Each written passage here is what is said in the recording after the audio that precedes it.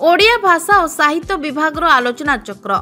ढेंकानाल जिला पर्जंग महाविद्यालय श्रेणीगृह में सोमवार दिन ओडिया भाषा साहित्य विभाग पक्षर शास्त्रीय ओडिया भाषार उत्कर्ष शीर्षक एक आलोचना चक्र अनुष्ठित हो पड़ी।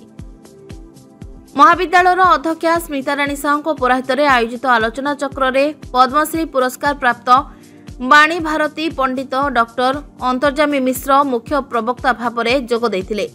प्रथमे जगतरनाथ जगन्नाथ निकट में धूप दीप प्रज्वलन कर आनुष्ठानिक भाव में सभा कार्य परिचालित होता। ओडिया विभाग मुख्य अध्यापक प्रसन्न कुमार साहू मंगलाचरण पाठ कर समस्त मंगल कामना करथिले। प्रवक्ता पंडित डॉक्टर श्री मिश्र प्रथमे ओजस्विनी उपरे निजर वक्तव्य प्रदान करथिबा बेले निज सुरचित पाठ्यपुस्तक अभुला ऐतिह्य पुण्यपीठ कपिलास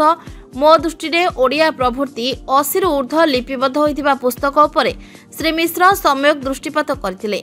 अनुष्ठित आलोचना चक्र में पदार्थ विज्ञान प्राध्यापक विकास कुमार प्रधान, साहित्यिका निर्मला महापात्र, साहित्यिक लक्ष्मी प्रसाद पट्टनायक प्रमुख सम्मानित अतिथि भाव जोग देथिबा बेले अन्यमानक मध्यरे ओडिया विभाग प्राध्यापिका प्राची प्रभा सायंत, देवीकृपा दल बेहरा, संस्कृत विभाग अध्यापक बीसी किशन कर्ण, नृतत्व विभाग अध्यापिका जयजुक्ता पट्टनायक, कविता स्वाई, मौसुमी बाग, आलोचना चक्र संपादिका दीपांजलि साहू समेत विभाग समस्त छात्र छात्री आलोचना चक्र में उपस्थित थिले। ओडिया विभाग अध्यापक कुलमणि मेहर अतिथि परिचय दे मंच संचालन करथिबा बेले अध्यापक अंजन कुमार महाराणा धन्यवाद अर्पण करथिले। मोते श्रेष्ठ मो मातृभाषा मोते श्रेष्ठ मातृभाषा निश्चित भाव समस्त स्वर्ग ठारू भी बड़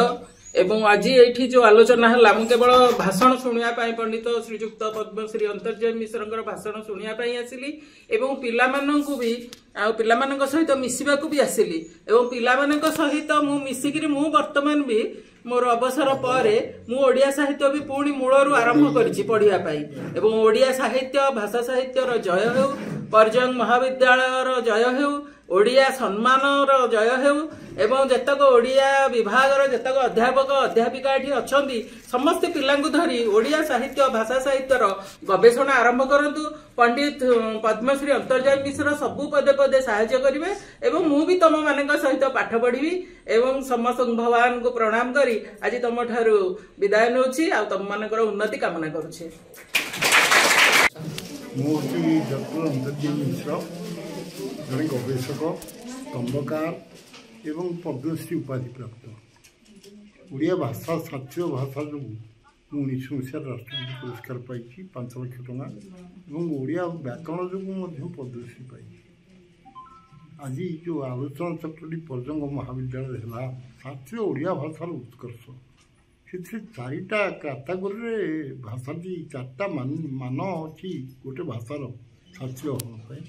प्रथम मान हूँ से भाषार भाषाभाषी लोकंर थी 1500 टू 2000 वर्षर प्राचीन इतिहास लिपिबद्ध इतिहास एवं द्वितीयटा हूँ से भाषार महत्वपूर्ण प्राचीन साहित्य परंपरा। तृतीय मान हूँ से भाषार कवि बने अन्य भाषा बा साहित्य को अनुकरण कर लिखि न। चतुर्थ मान हूँ से भाषार प्राचीन रूप और आधुनिक रूप गोटे प्रगतिशील भाषा सब रूप बदलाए तेणु प्राचीन रूप आज की 1000 मसीह ओडिया भाषा कौन था बर्तमान 2000 मसीहा को 1000 वर्ष चेंज हो गला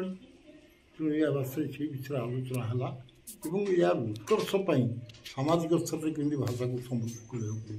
शिक्षा स्तर में केमी समृद्ध कर आईनगत सुरक्षा केमी भाषा को मिल भाषा विज्ञान स्तर क्षेत्र में भाषा समृद्धि केमी हम ये 4टी धारा मुझे कही कोमलमती छात्र छात्री मैंने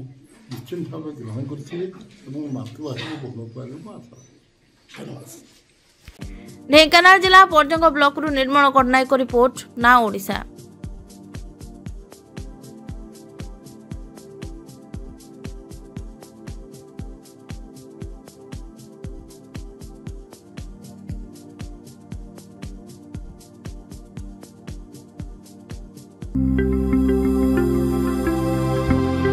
लेटेस्ट न्यूज अपडेट पाई www.nowodisha.com को लॉगिन करंतु।